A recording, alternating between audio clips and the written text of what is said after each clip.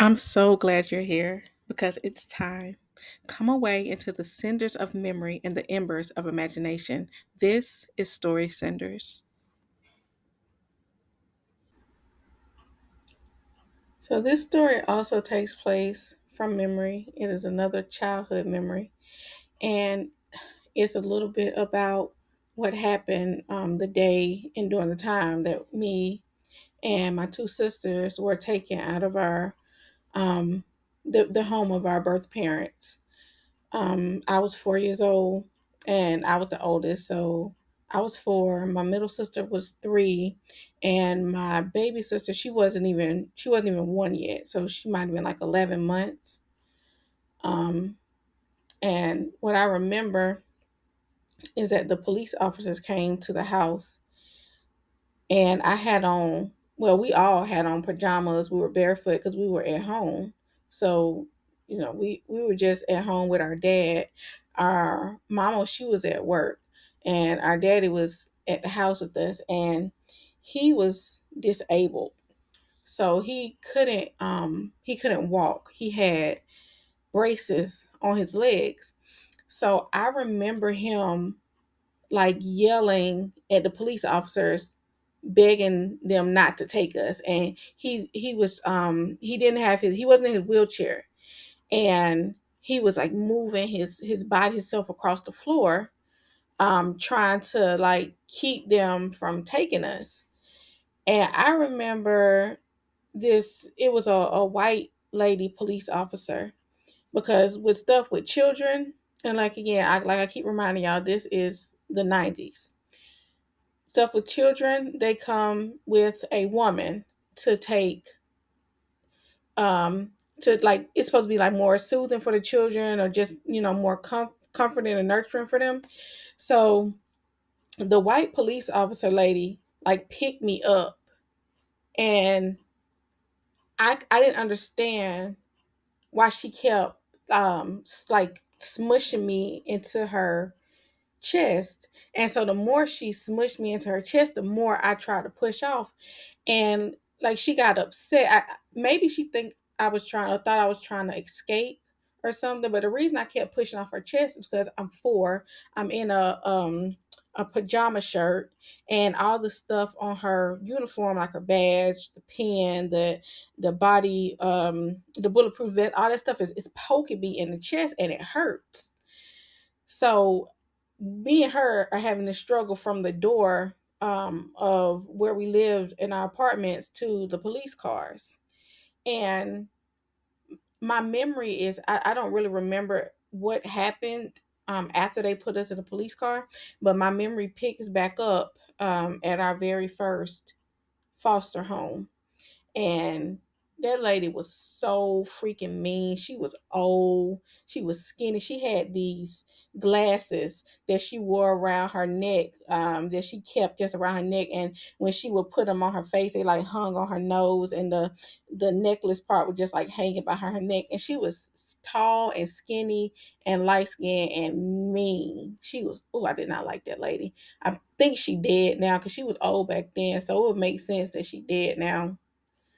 Good riddance.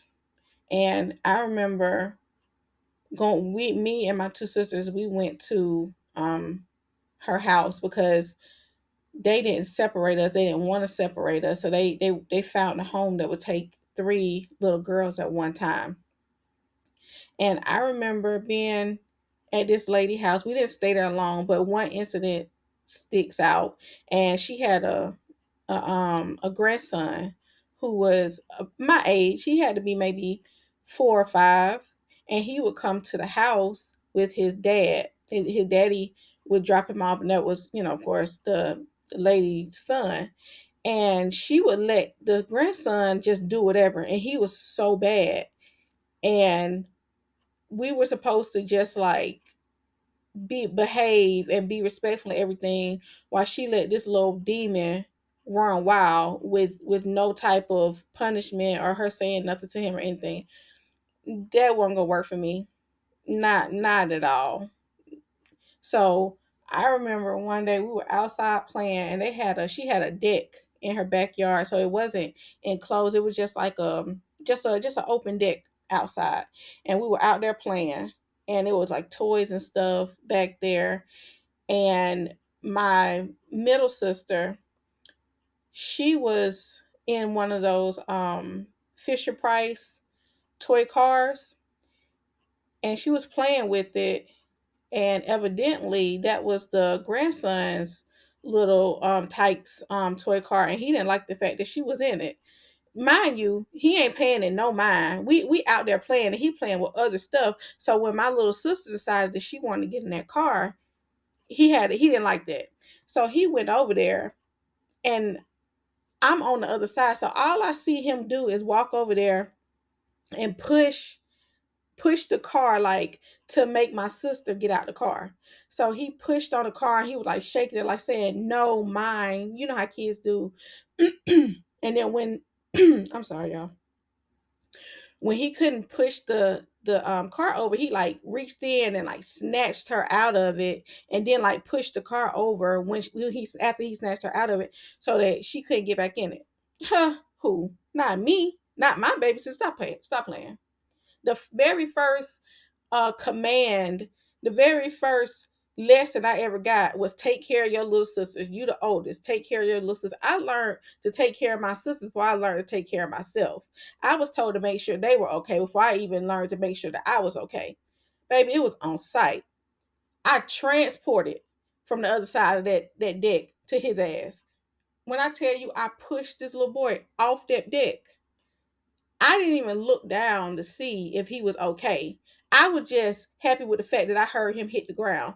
Now, the deck was up high enough, but I didn't kill him. Like he didn't break anything, but the fall hurt. So as soon as I push him, I go and I check on my little sister and make sure she's okay. And I'm checking on her, making sure she's all right and everything. So of course the little boy, the grandson, is crying. So the mean lady, she come out and she mad, and she like yelling at me and everything because I didn't push her grandson off the porch, off the deck, and I do it again. No regrets. And I hope his life is terrible to this day because he was horrible. So she comes to me and she's yelling at me, and she tells me to go to the room. Like we all had this little room in her house.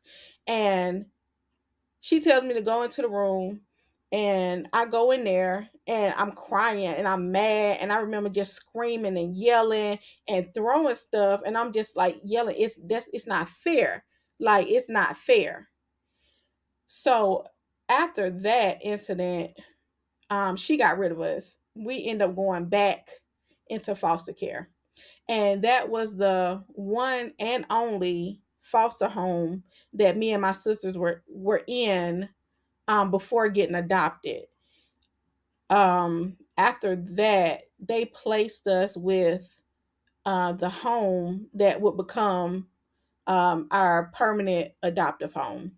So, yeah, that's the story about the one and only foster home that I was in. And because I refused to let me and my sisters be mistreated, I got put out.